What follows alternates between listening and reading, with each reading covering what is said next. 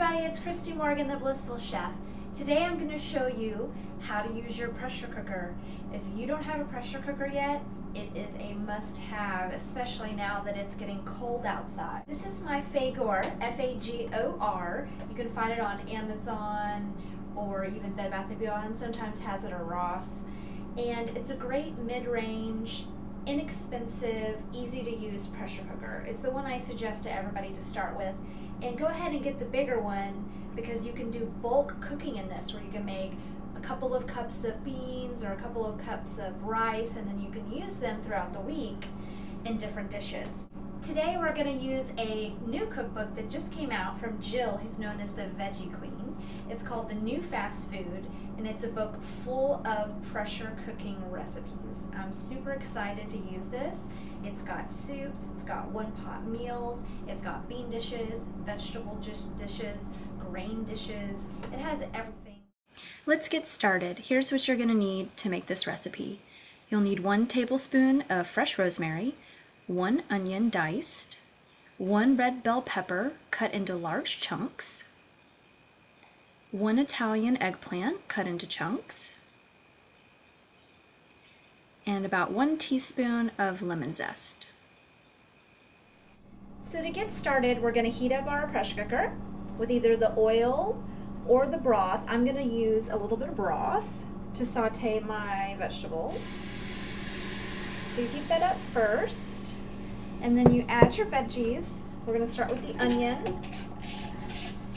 I'm using garlic powder instead of fresh garlic because I didn't really have any, and I feel like it's a little strong. So I'm just going to use a dash of garlic powder.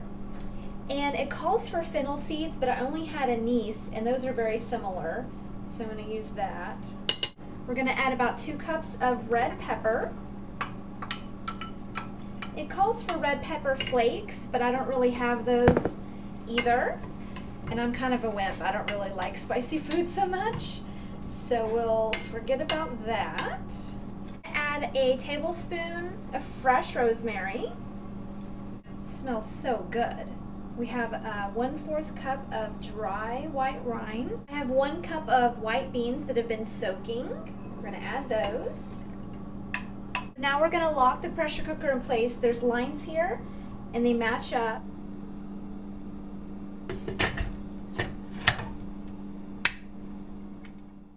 Turn the flame on high and wait for it to come to pressure. So the little dial just popped up right here. So when you're pressure cooking, you want to make sure that you have the flame high enough to where this dial stays up, but where there's not a huge stream coming out of the pressure cooker. You just want a slow, steady stream. And if it starts making a lot of noise, then that means the flame is too high. But you don't want to put it too low where this dial drops. So it's been 6 minutes now. I turned off the flame and I'm letting it come down naturally, which means we're not going to touch it, we're not going to bother it, we're not going to quick release it, which would be to release this. We're not going to do that. We're just going to let it come down naturally. And the quick release method is to either remove this where it starts steaming it, or you can put it under cold water and that helps it drop very quickly. But this recipe says to let it come down naturally because it's still cooking in there. And I've used the Eden Foods crushed tomatoes that are in the glass container because those are BPA free, and then I can reuse this jar. You could also use fresh tomatoes. Add my eggplant. So I lock my lid in place and then I bring up the flame to high, and when this dial pops up again, I'll set my timer again. Alright, let's look inside here. It calls for about a teaspoon of lemon zest, and then we're going to add salt to taste, so I'm just going to add a dash.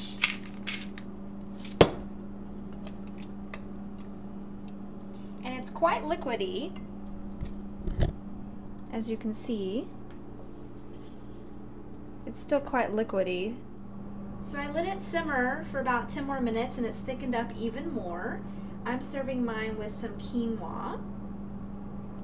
It has beans inside, so you just add some grain and then you have a complete meal.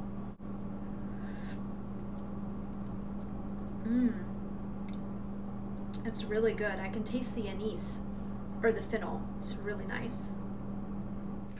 Thanks for joining me. I hope that you'll try Jill's new book, The New Fast Food.